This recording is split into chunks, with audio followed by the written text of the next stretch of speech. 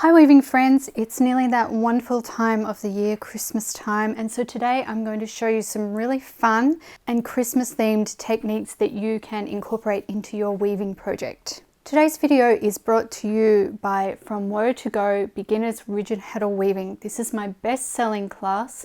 If you're an absolute beginner on the rigid heddle loom, or if you've had your loom for a little while and you're not too sure about it and you're not too happy with your results, this is the absolute perfect class for you, whether you're just starting out or whether you want a refresher. I have for you today a coupon link down below so that you can get a special discount when you click across and purchase the class from my online weaving school. Alright, let's launch into this video. All of the resources, including the yarns that I've used, the number of ends, and all of the numbers that you'll need to complete this sample, I've written into a PDF and a blog post, and I'll link to that down below, so be sure to check that out. Now, I have a little pickup stick. This is like a baby pickup stick, and it's just the right size for this sample piece that I'm doing. And I've just warped up a fairly short and not very wide warp to my rigid heddle loom. I have my heddle in neutral. We are going to do our pickup in neutral because we're using a kind of overshot technique, and you will have seen this technique in my other classes, Snowmen, Reindeer, Christmas trees, gift boxes. If I remember, I'll link to all those down below. But this one today, we're going to start out by weaving some baubles. I don't know if you call them baubles where you're from, the little round ball ornaments that you can hang on your Christmas tree. We're going to do a little picture of those. So I've started out with some rows of plain weave, and it's up to you how many rows that you do according to your project. I've just done a little band of plain weave there. And I'm also going to leave at all times 6 warp threads on either side empty, so that my design starts more in the middle. So I'm going to be factoring that in when I'm doing my counting, that I want to leave those 6 threads on either side. So first of all, I will count those 6 threads in. 2, 4, 6. And then I'm going to go on to my actual beginning counting according to my instructions. So first of all, I'm going to start with 6 up, so that's going to mean that I want 6 up on top of my pickup stick. This is besides my border, so counting in 6 after I've already counted in the 6 from the border. So 2, 4, 6 up, and then I'm going to go with 2 down, which means I'm going to go over the next 2. My pickup stick is going to go over them. So that's my first down. Then I'm going to continue with 7 up. So I've got to count 2, 4, 6, 7. And then I've got 2 down again. And then another 7. So 2, 4, 6, 7. And 2 down. 2, 4, 6, 7. And 2 down. Sometimes I use like a knitting needle or something pointy that I can sort of count these along. 2, 4, 6, 7, and 2 down. And then 2, 4, 6, 7. And then I'm finishing off my border there with my 2, 4, 6 border threads. So I'm just going to go underneath those. Now I can slide that up near the heddle and turn it on edge, and that gives me my first shed for my pickup. I'm going to use this very flaming hot pink. It probably looks like red on camera. That's my pattern yarn that I'm going to be using, and I'm just going to pass that through. You can wind this onto a little shuttle or whatever you like. I'm not going to bother doing that. I'm just putting it through. So I've got 1 row of the hot pink, and I'm leaving a tail at the back. I'm just going to let that hang at the back, not worry about it for now. Okay, so I can remove my pickup stick, and I can beat my first pattern row into place.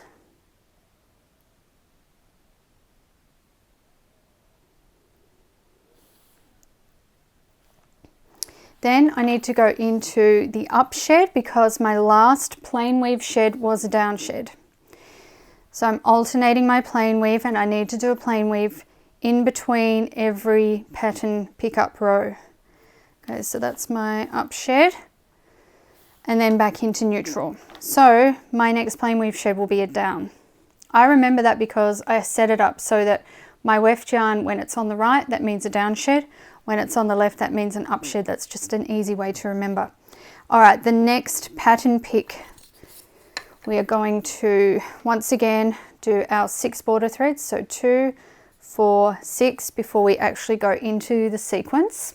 And the sequence this time is 5 up, 4 down. So 1, 2, 3, 4, 5 up and 2, 4 down. So I'm going over 4.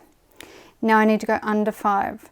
2, 4, 5, and then over 4. So 4 down. 2, 4, 5 up and 4 down. 2, 4, 5 up and 2, 4 down. 2, 4, 5 up, 4 down, and then that brings me to the border threads, and I'll turn that on edge. Now I'm going to pick up the pattern weft yarn that I dropped towards the back before, and we're going to take that through. So note that I'm only weaving in this shed created by the pickup stick, which means that my pattern yarn is beginning and ending here and here. It's not actually going all the way to the edges. Okay, so I'm going to drop that again. Take the pickup stick out, and remember what I said, that we are in the down shed for the next plain weave. So weave that one. Okay.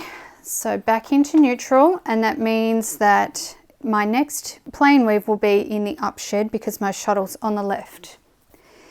Okay, so that was our second pattern row. Now we're going to do our third. And our third one is 4 up and 6 down, then 3 up and 6 down. So picking up my border threads, 2, 4, 6, get them out of the way first. Then I've got 4 up, so 2, 4, they're going to go on top of the stick. Then 6 down, 2, 4, 6. Then 4 up, then 3 up, 3 up, and 6 down, 2, 4, 6, 3 up again, and then 6 down, 2, 4, 6, 3 up, 2, 4, 6 down, 3 up, 2, 4, 6 down, 3 up. That brings me back to the border threads, so I can just dive underneath there. Okay, so I'm making my shed with the pickup stick and bringing my pattern weft yarn through like so, removing the pickup stick and beating. Next plain weave shed is the up shed.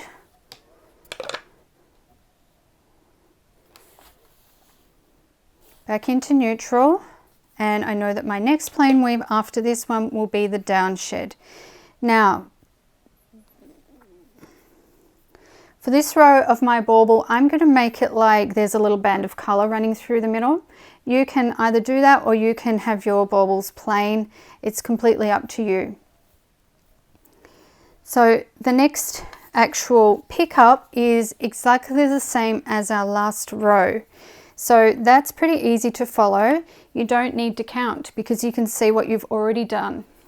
Okay, so instead of doing all that counting, I can just bring the pickup stick up and just go, okay, I've finished, or I started the last pattern row here and I ended it here. So I'm just going to take the pickup stick the exact same way so that I can repeat that sequence. Now that only works when you've got a repeat sequence. Obviously, if you have a different sequence, you'll have to count again. Okay, so I chose a purple for my band.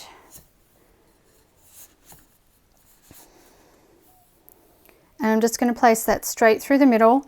I've got two ends here and I'm just going to leave the tails dangling. They'll be dangling towards the back.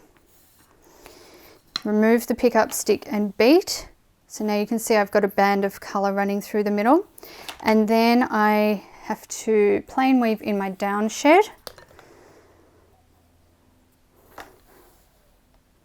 And then we're ready for the next pickup row. Once again, I'm going to do the exact same row that I did just now. So I can pick up again, just the same as I did before. And it's even more obvious now because you've got last two rows in the same shed. So it's really easy to see where you do the pickup. Okay, back to my pink. Take that through. Pickup stick out and beat. And then into the up shed for the plain weave. Now baubles are looking a lot like little macarons at the moment. Back into neutral for some more pickup. Okay, so our next row is different this time. So we've had the 3 rows of pattern weft the same, but now we're going to start tapering off so that we can get that ball shape again. Okay, so first I'm setting aside my border threads, 2, 4, 6, and then I can go into my sequence of 5 up. So 2, 4, 5 up on top of the stick, and 4 down, 2, 4 down. Will be 5 up and then 4 down, and then repeat 2, 4, 5 up and then 4 down, 2, 4, 5 up and 4 down, 3, 4, 5 up and 4 down, and then we've got our hot pink.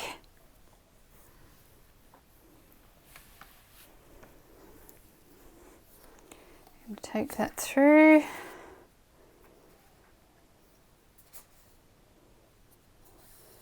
Pick up stick out and beat, and then we've got down shed for the plain weave.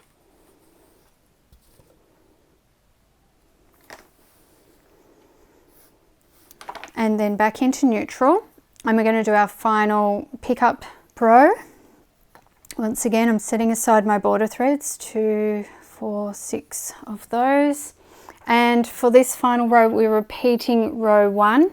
So we started with 2, 4, 6 up and 2 down, 7 up and 2 down,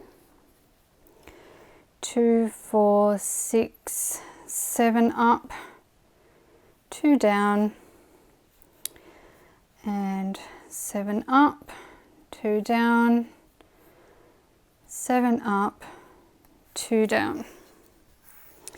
Okay, make our little shed and pass through the hot pink again.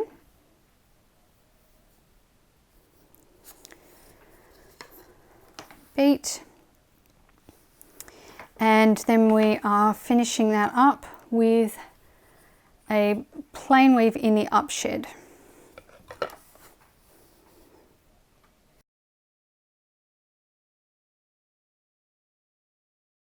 That's our basic bauble. Now, if you want to do some embellishments, which I definitely do, I'm going to show you how to do those. But to do that, we need a few more plain weave rows just above here. because I want to embellish mine with some little loops as though they were going to be hanging. So to do that, I need a little bit more woven background fabric going up above the baubles.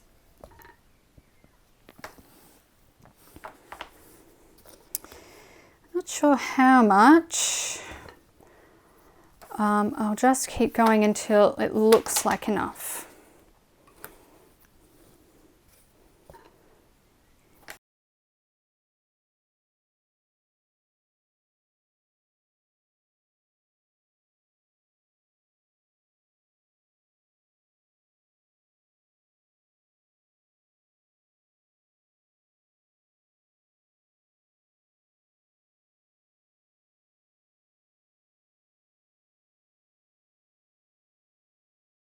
So I'm just getting out some embroidery floss.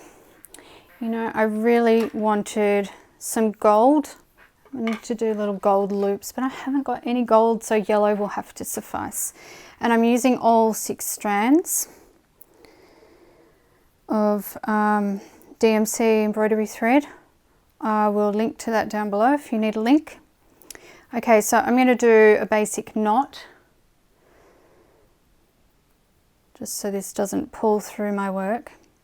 I'll start with the first one. I want to come up sort of at the top of the circle and try and get in the middle of it as much as I can, and just pull that gently through. I'm not going to be too rough with it. I don't want to pull that loop through. Now it's up to you how long you make your loop, depending on what sort of look you're going for, and maybe depending on how much space you've got up the top as well. I'm going to do my loops so that they kind of sit off to the side a little bit. So I'm going to go back down through that same hole, but I'm going to sort of keep this loop here. Oh, nearly lost it already. I want to keep it with my finger to decide on the placement. So it's going to be sort of hanging over to the side there, and give it plenty of room. And then I'm just going to do a really little stitch up near the top. If you're familiar with embroidery, this is like a daisy stitch.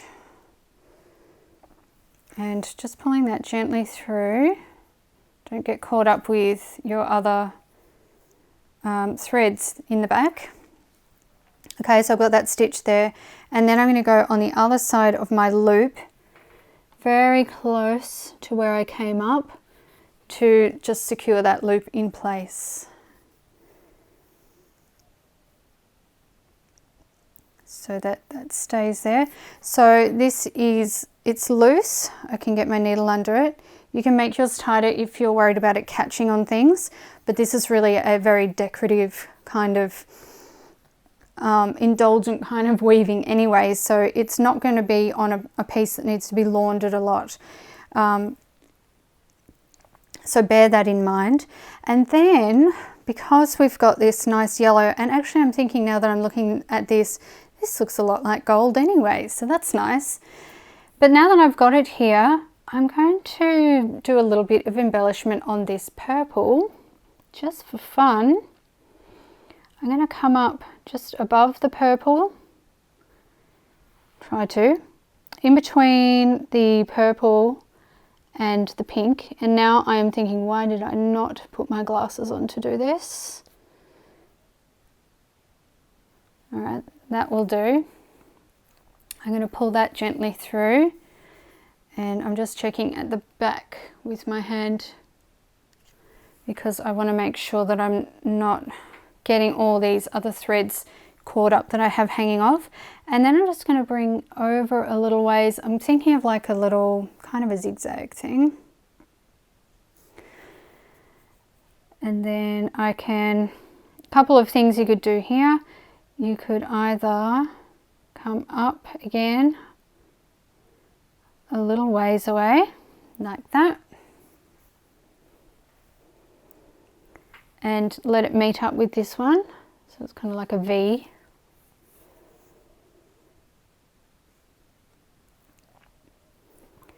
And then the next one come along at the bottom.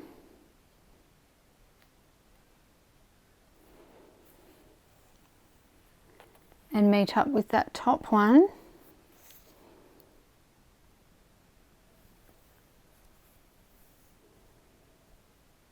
Okay, to make a kind of a zigzag. You might want to give your stitches a little bit more space than I have for mine. And then underneath.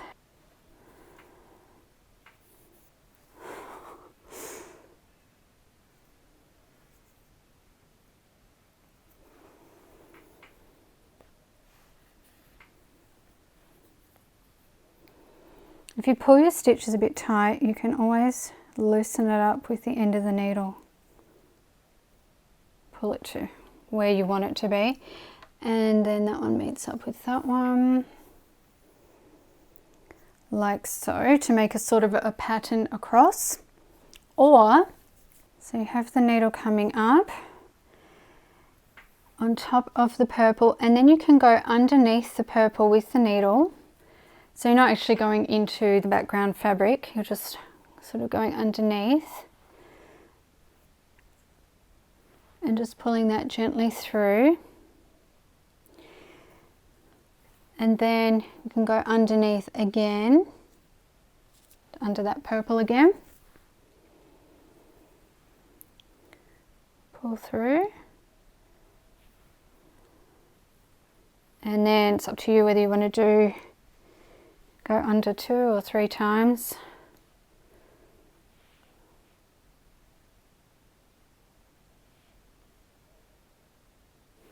And then try and sort of, you can manipulate this where the threads are lying a little bit, so that you can have these sort of stripes going across. I think I'll take that last one out, that didn't really work so well. For the last one, I'm going to go down into the fabric so that I can secure it in place.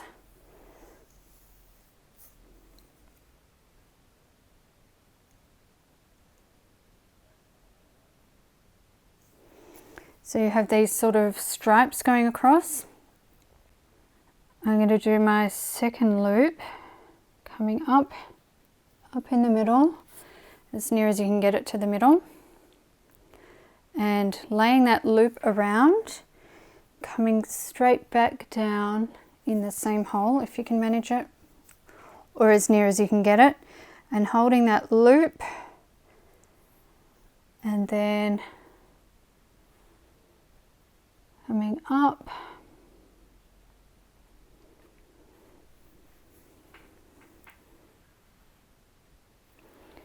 and then down the other side to hold that loop in place. Okay, then you can come down and do your embellishments here if you want to.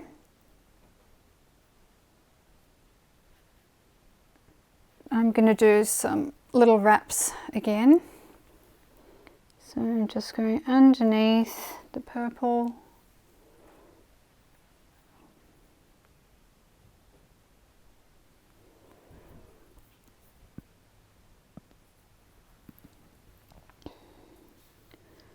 Underneath the purple again.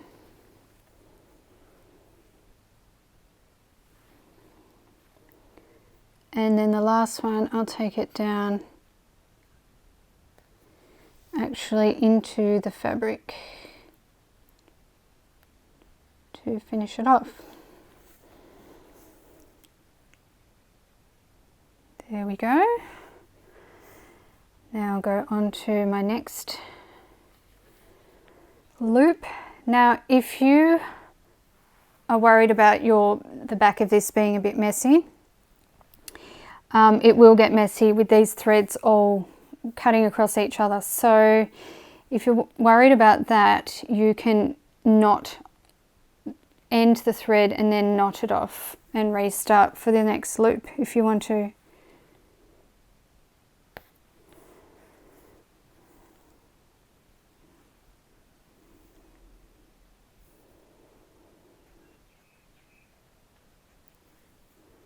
I'm actually going to leave my middle one, or actually I might for my middle one do something different. I'm going to come up and down again, straight across, and I'm going to do that for the top, on the top of the purple here as well.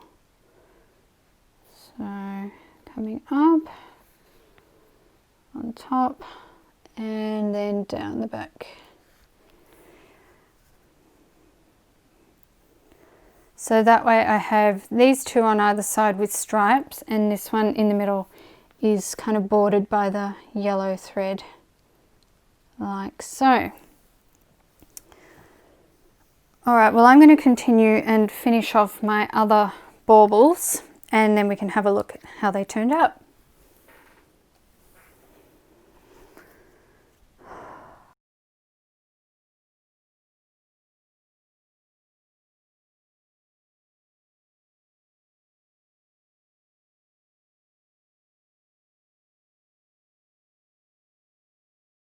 This next one I have for you is super duper easy. I'm going to do a little border with my plain weave this time. So I'm starting in the up shed, coming in, and I'm just going to use this nice purple as a kind of border just to break up the two designs, and just for something different. Okay, so going in, doing a little more plain weave. I'm going to just cut that and leave a little tail, and I'll need to weave that in afterwards so that it doesn't show. Okay, up.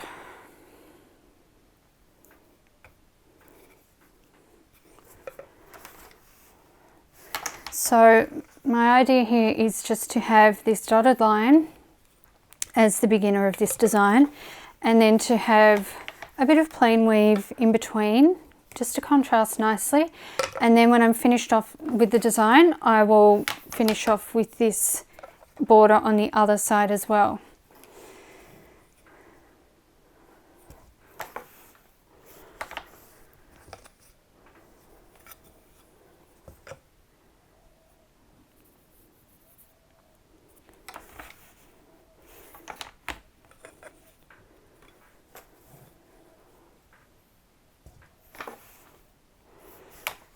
I think maybe one more.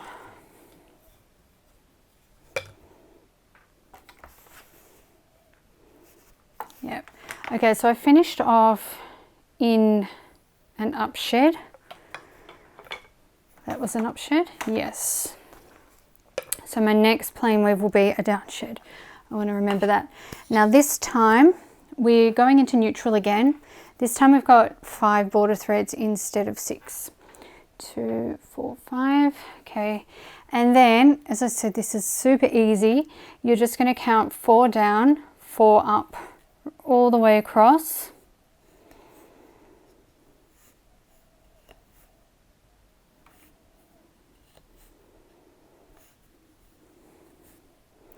And after we've done this first row, of course, we can just continue to repeat, because we're just going to repeat this over and over until we've got the height that we want. And that's the last bit of border on that side, so that's 5. Okay, so this time I've chosen a bubblegum pink.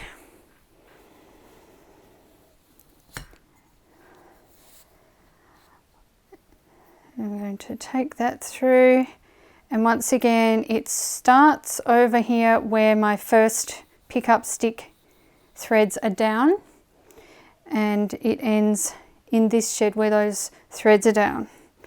Okay, so take my sticker out and beat. Okay, then I go into the down shed, because that was my next shed, my next plain weave shed.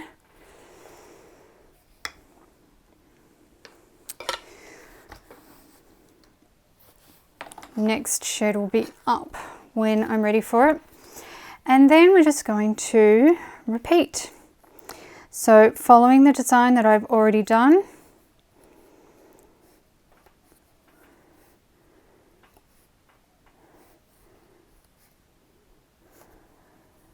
where my pink pattern weft is, follow that, and it's really easy to pick up again each time.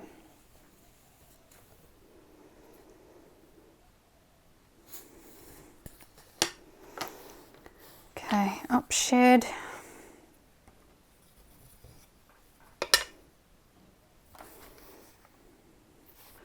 So my next plain weave will be a down shed. But until then,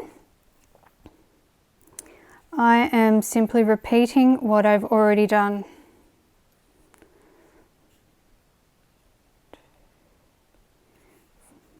Which is 4 up, 4 down, all the way across.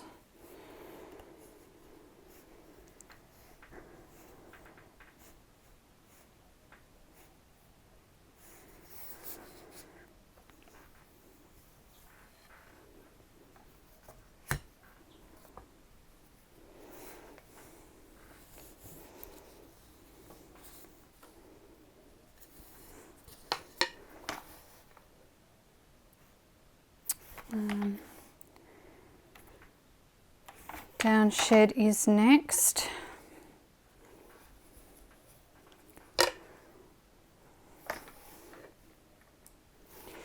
Back into neutral, and you guessed it, we're going to carry on.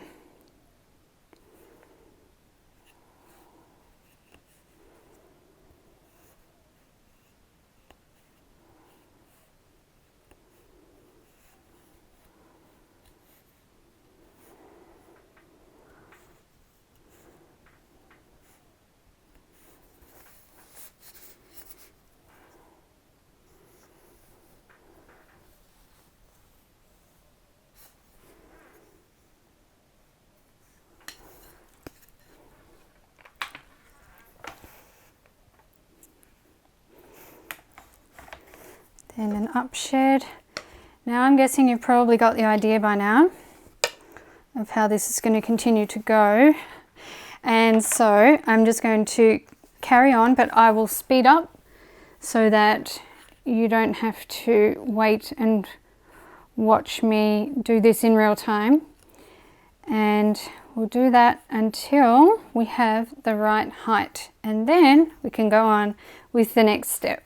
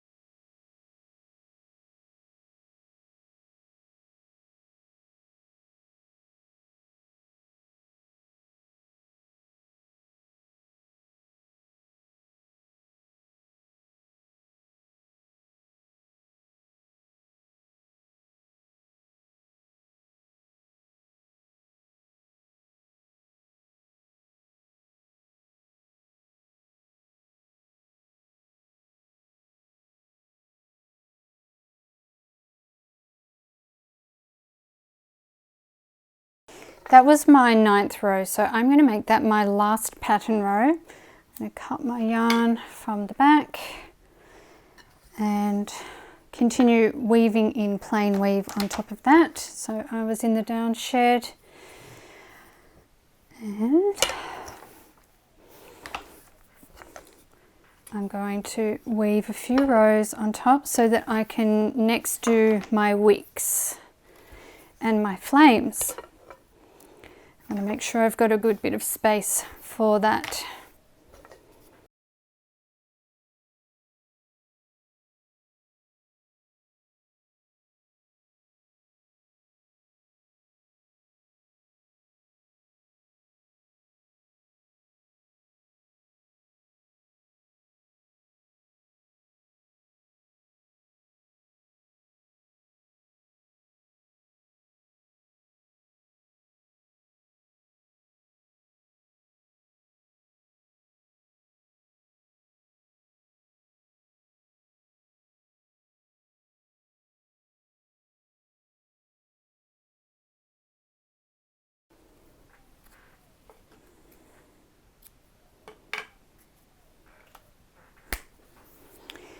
I'm threading up with a little bit of brown embroidery floss. You can always use yarn if you don't have any embroidery floss. It's more about getting the right colours really. But embroidery floss does have that lovely sheen to it, which is always nice in Christmas projects. Okay, so I'm going to do the wick for each candle. So I want to come up in the middle on top of the pink. I've put a knot in the back of my yarn.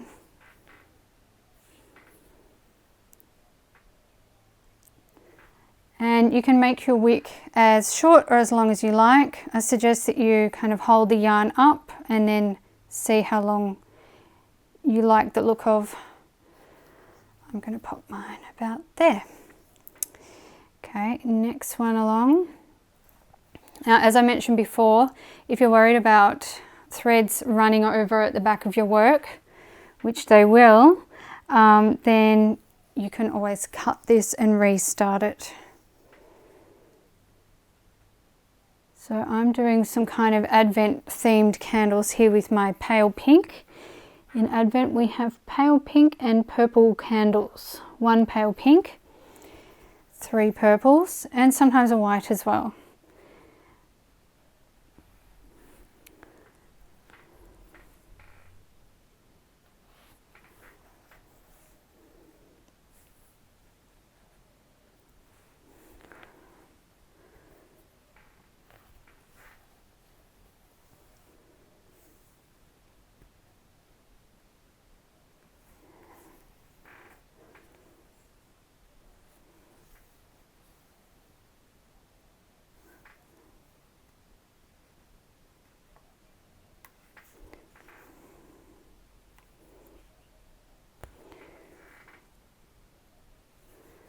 Okay, so now they each have a wick.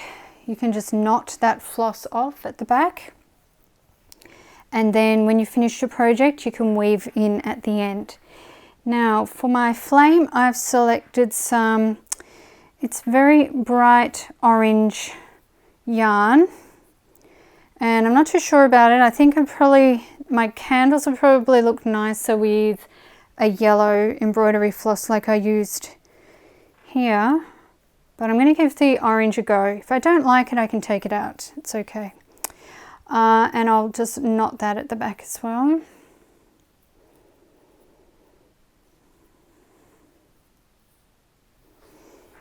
I'll try it on my first one and see how it goes. So I'm going to come up right next to the top of my wick.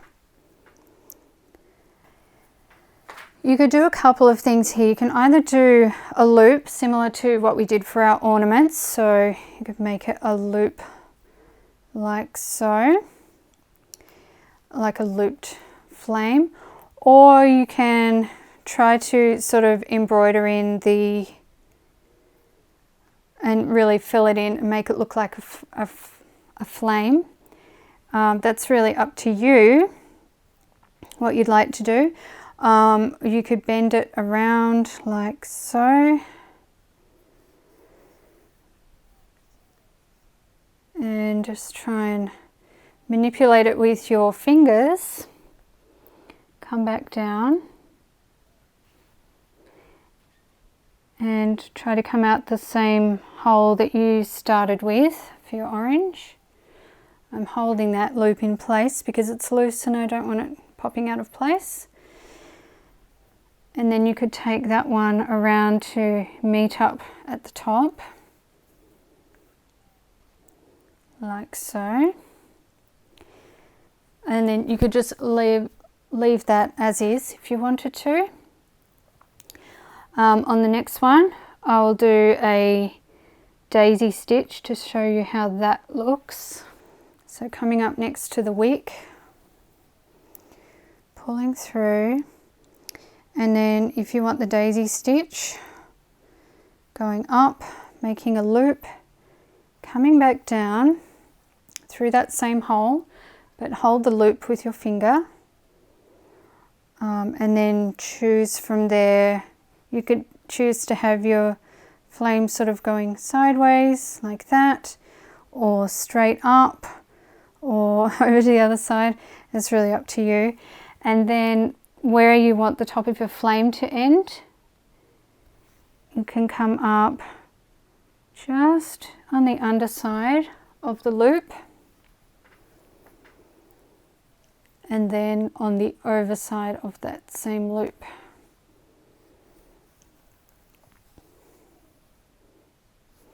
Okay, so that's two different ways of doing your candle, of doing the flame. I don't know if I have a preference. I think I like this one a little bit more. The daisy stitch is very easy to do, that's for sure. So I think what I'll do, just for fun, is I'll do one like this and then I'll do a daisy stitch one and I'll alternate along.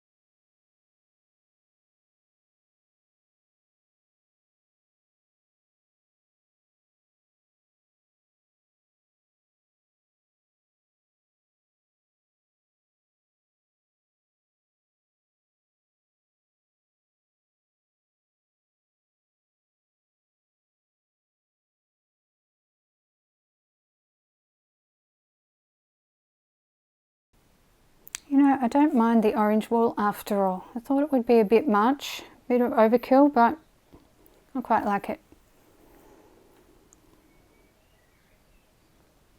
Especially with the wool, because it has that sort of bouncy movement. So, you know, like a flame. It looks very flickery.